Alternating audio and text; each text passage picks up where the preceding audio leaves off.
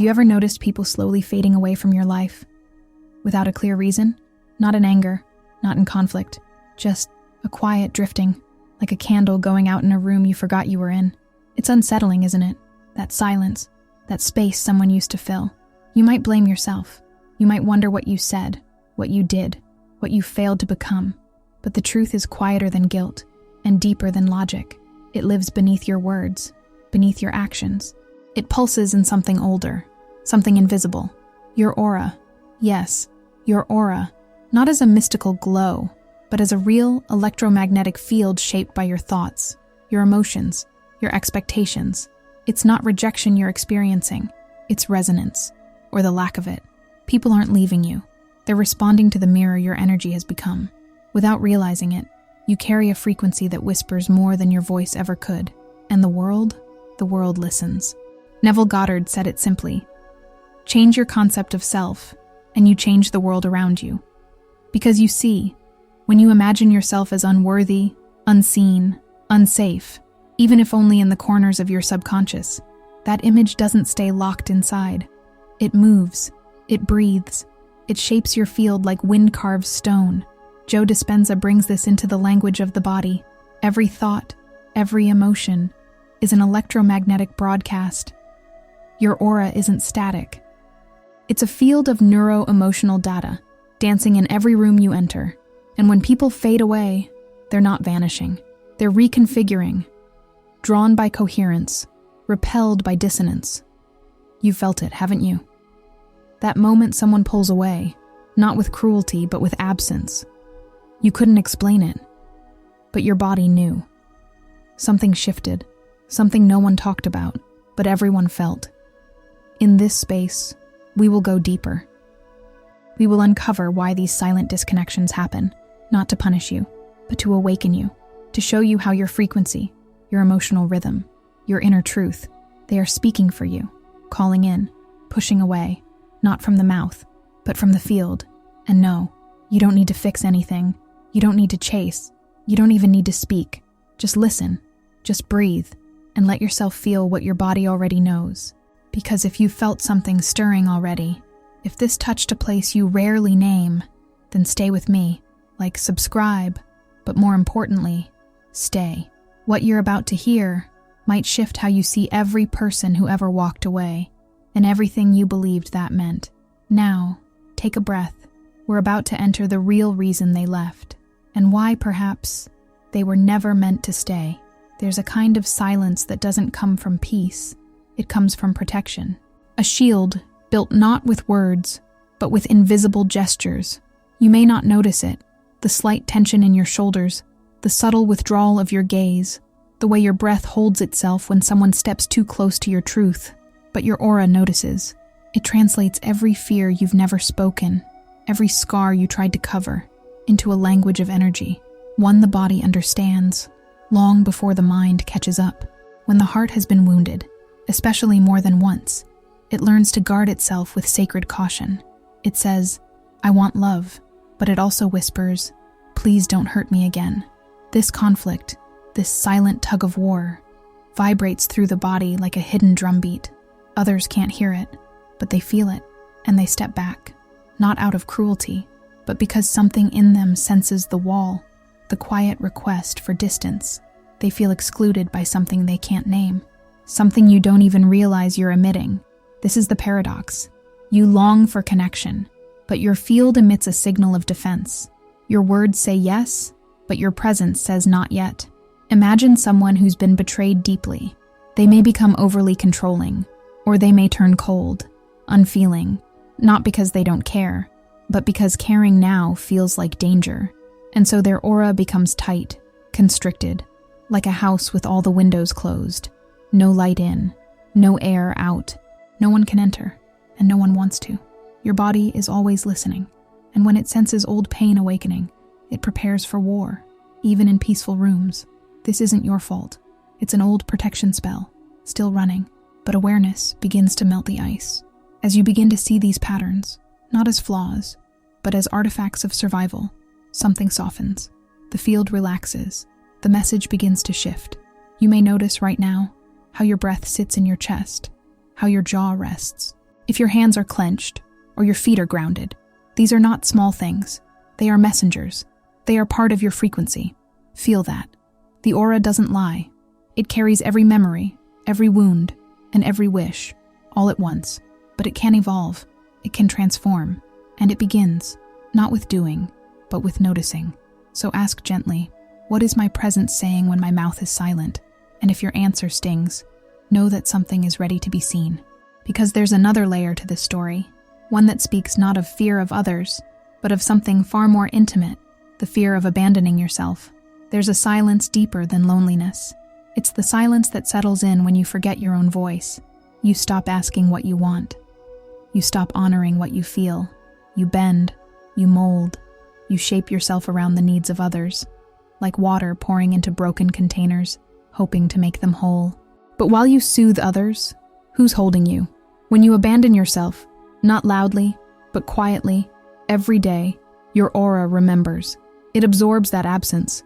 It becomes a field of echoing emptiness. People don't hear it, but they feel it. You might think you're being kind, avoiding conflict, keeping peace. But there's a difference between being gentle and being invisible. Neville said, "You attract not what you want, but what you are."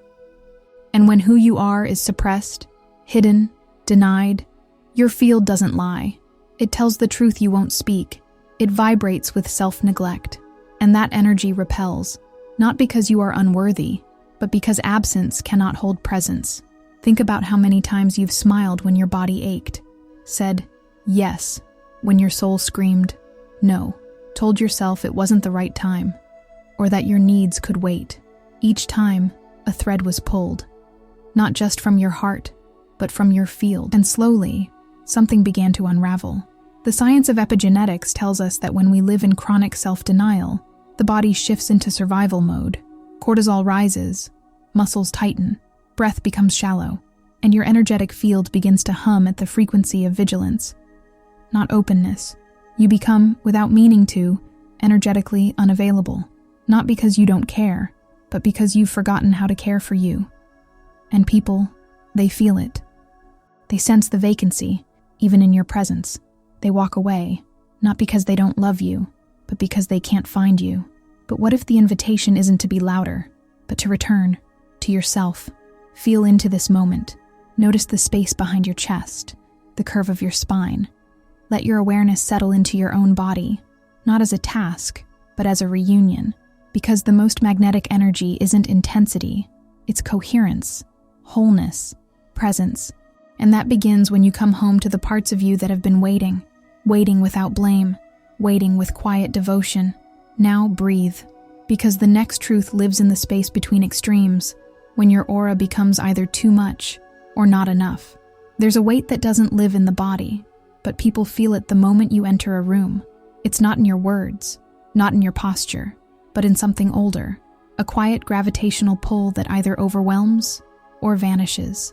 When your aura swings between hunger and shutdown, between craving closeness and fearing it, you begin to carry what I call invisible energy debt. You reach for others, but not from fullness, from lack. You pull them in, but without steadiness, and slowly they step back, not out of judgment, but self-preservation. This isn't about blame, it's about rhythm. When the heart lives in constant emotional turbulence, the field around you begins to pulse unpredictably. One moment, too close. The next, completely gone, and those around you start to feel like they're dancing with a song that keeps skipping. It's disorienting, it's exhausting, and eventually, they stop trying to follow. Your biology mirrors this too. Chronic neediness spikes cortisol. Moments of manic joy, followed by crashes, create dopamine instability. Your body becomes a roller coaster, and your aura follows. And here's what no one tells you. Even if your intentions are pure, an unstable aura creates silent tension. People may feel guilty for avoiding you, but their nervous system has already decided, and so you're left wondering why people ghost, why intimacy slips through your fingers like water, why connection begins intense and then disappears. It's not that you're too much. It's not that you're not enough. It's that your energy hasn't found its center. And when you live in extremes, of wanting, of fearing, of hoping too hard. You exhaust the very field meant to magnetize. There is something deeply powerful in remembering your own steadiness. Not forced calm, but organic grounding, like standing barefoot on warm earth after a storm. As you listen, allow your attention to move to the base of your spine. Just notice it. The place where your body touches the ground, the chair, the floor. Feel it. Let it hold you. Not because you need fixing, but because your system is asking for rhythm, for breath, for coherence. And when that rhythm returns, even in small waves, so does the magnetism, the presence that neither overwhelms nor disappears, but simply holds. Now, from this quieter space, we begin to see another layer of distance, one that wears a mask of peace, but is really a wall. There's a quiet performance many of us have mastered, the appearance of calm, of balance, of light. But underneath, a storm. Grief dressed as gratitude, anger hidden beneath affirmations, loneliness cloaked in compassion. We learn, often too early, to wear peace like a costume, to speak in soft tones while our hearts tremble, to nod gently when every cell is screaming. And the aura, it captures this duality. It knows when your words and your frequency are out of sync. It becomes split, fragmented, and others, they feel it, not as a conscious judgment, but as discomfort, confusion, disconnection. You may think you're doing the right thing, rising above, staying positive, being high vibe, but when emotions are buried rather than transmuted, your field doesn't rise, it fractures, and those fractures, like cracks in glass, distort everything. This isn't about being emotionally raw with everyone. It's about being energetically honest with yourself. Because when you pretend to be okay for too long, you begin to disappear, not from others, but from yourself. You become an echo of light, with no center. There's a sacred truth in authenticity, even if it trembles, even if it weeps, even if it burns. The heart that hides, the old saying goes, isolates the soul. And that isolation becomes a barrier. People don't leave because they see your truth. They leave because they can't feel it. And so you're left wondering why the more peaceful you become, the lonelier you feel. Because peace, when forced, becomes a prison. But peace, when real, when born from integration, not suppression, becomes a magnet. A tree does not fake its roots. It simply grows them. And perhaps now, in this stillness, you can feel what your own roots are asking. What truth have you hidden in your light? What part of you is waiting to be heard, without judgment? Place your awareness gently behind your chest, not to analyze, just to listen. Because when peace becomes honest, presence becomes real. And in that realness, people find you again. But what if your aura is not only hiding truth? What if it's repeating it, over and over without you realizing? That's where we go next, into the loops that shape your field, and the ancient echoes that still ask to be released. There are stories you stopped telling, but your energy never did. They live in your aura like old songs. Songs you didn't write, but somehow learned by heart. Inherited rhythms, childhood echoes. Ancestral shadows passed down through silence. You walk into new relationships, new opportunities, new moments, but the song plays the same melody. And though your mind says, "This time will be different," your field hums, "This is familiar," and so it becomes. Not because you want it, but because your energy is still rehearsing the past. Neville spoke of this with piercing clarity. You attract not from desire, but from being. And when who you are is wrapped in old conclusions, "I'm not safe, I'll be abandoned," love always leaves. Your field arranges itself accordingly, even when you smile, even when you hope.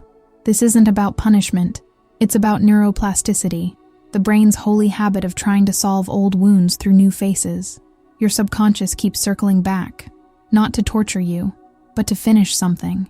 And until it feels complete, your aura will keep reenacting the loop, over and over, until the field is rewired, until your nervous system no longer hears the past as present. That's why people pull away, not because they see your darkness, but because they sense a loop they can't walk with, a repetition they don't recognize, but can't ignore. So what do you do with a pattern you didn't choose? You acknowledge it, you speak to it, you release it, not by force, but by ritual. There is something sacred in naming the old story, in writing it down, not to explain it, but to free it, to let it be witnessed, and then let it go. A vibrational release is not dramatic. It's intimate, like opening a window in a room you've sealed for years. You may feel it as warmth. You may feel it as grief. You may feel nothing, only a stillness that wasn't there before. Right now, you might hear the quiet voice of a pattern, one that's lingered, repeating itself in the shadows. You don't need to fight it. Just feel where it lives in your body, the chest, the throat, the belly, and whisper to it, softly, inwardly, "You don't need to protect me anymore, because you're not here to repeat. You're here to remember, and in remembering, to finally release." But what happens when you do want something new, deeply, desperately, and that very desire begins to push it away? There's a reason for that too, and it lives in the field of wanting, without alignment. There's a subtle tremor that forms in the aura when the heart wants something too much. It begins with a longing, innocent, human, sacred, the desire to be seen, to be loved, to belong. But somewhere along the way, that longing tightens. It hardens into urgency, and urgency distorts the field. The more you chase the future, the more your aura forgets the present. And people, they feel that forgetting, not with their minds, but with their energy. Joe Dispenza describes it with elegant simplicity. The elevated emotion is the magnetic charge, and the clear intention is the electric charge. But if you desire without elevation, if you want with fear, with need, with anxious force, the charge becomes jagged, unstable, repellent, and you wonder why it doesn't come, why the more you visualize, the further it seems. It's not punishment, it's physics. The field collapses under desperation. It cannot hold both lack and magnetism at once. And so it chooses coherence, even if that coherence is absence. You don't repel what you want, because it's wrong to want. You repel it when your wanting becomes louder than your embodiment. When you look for love outside your body, outside your breath, outside your now. But alignment is quieter. It lives in the moments when your body and your vision sing the same note. When you can breathe, softly, into a future that already feels true, even if it hasn't arrived. Not from fantasy, from frequency. Feel into this now. Close your eyes, even just inwardly, and remember a moment when you felt completely whole. A laugh, a touch, a sunrise. Let that memory rise. Let your breath meet it. Let your chest soften. That feeling, that gentle expansion, is the charge. It's the frequency the universe responds to. Not the words, not the image, the coherence. Wanting is not the problem. Forgetting your center is. And when you return, through breath, through feeling, through trust, your field becomes magnetic again. Not because you demanded, but because you remembered. And perhaps that's what nature has been whispering all along. In trees, in rivers, in silence. That alignment isn't forced. It grows. Let's listen to that next. To what the earth knows about energy, and what it's been trying to show you. Nature never performs, yet it always attracts.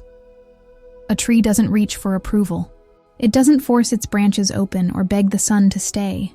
It simply grows, in silence, in presence, in deep agreement with its roots. And still, the birds come. The wind lingers. Life gathers. There's a wisdom here, one older than any book, softer than any philosophy.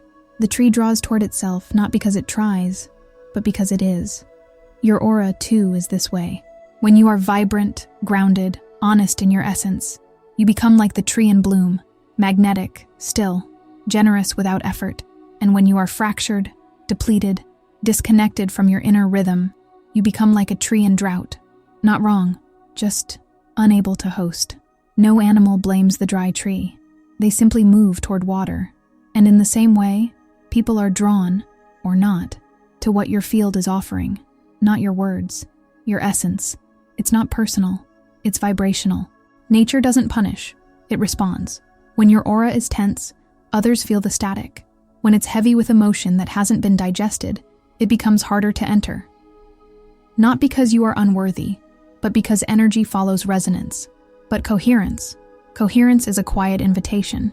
It doesn't shout, it hums, like leaves rustling in a wind that knows its way.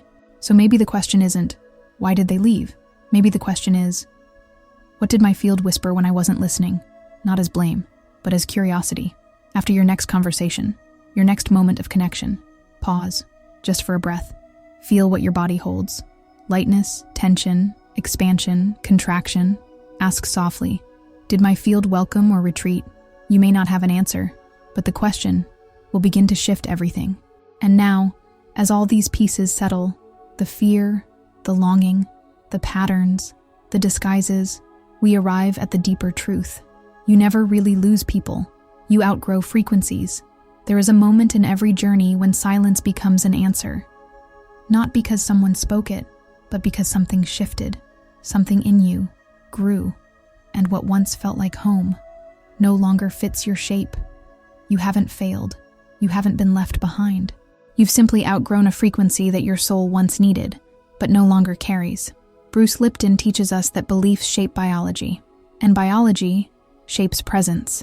When your inner story changes, your chemistry changes. And when your chemistry changes, your field does too. Like new soil giving birth to different roots. The people you no longer meet on the path, they didn't abandon you. Your resonance moved, and that movement is sacred. It is not rejection, it is realignment. You see, when you carry the old belief, I must hold on, I must be chosen, I must not lose, your field becomes rigid, anxious, afraid. But when you honor the truth, I am evolving, I am returning to coherence, I am no longer vibrating with pain. Your aura expands. It softens. It radiates not need, but knowing. And in that knowing, the right people don't just stay. They flourish around you, because you are no longer a seeker of mirrors. You are a sanctuary of truth. Neville's words echo here with luminous simplicity. Assume the feeling of the wish fulfilled, not pretend. Assume, step into it, embody it. Not the feeling of being desired, but the feeling of already being whole. When you live from that place, not as performance, but as presence, your field becomes unmistakable, not loud, but resonant. And in that resonance, life rearranges itself. So perhaps now, it's not about fixing your aura. It's about becoming so true to your inner rhythm, so rooted in your real frequency, that your presence becomes shelter, a tree, a flame, a quiet gravity that holds without needing to pull. If this touched something in you, if a piece of your own field was revealed in these words, let it echo, let it ripple, let it settle. And when you're ready, whisper this to yourself, like a secret your soul has always known. I didn't lose them. I remembered me. And that remembering is what makes your field whole again. This isn't something to learn. It's something to carry. You didn't just listen. You remembered.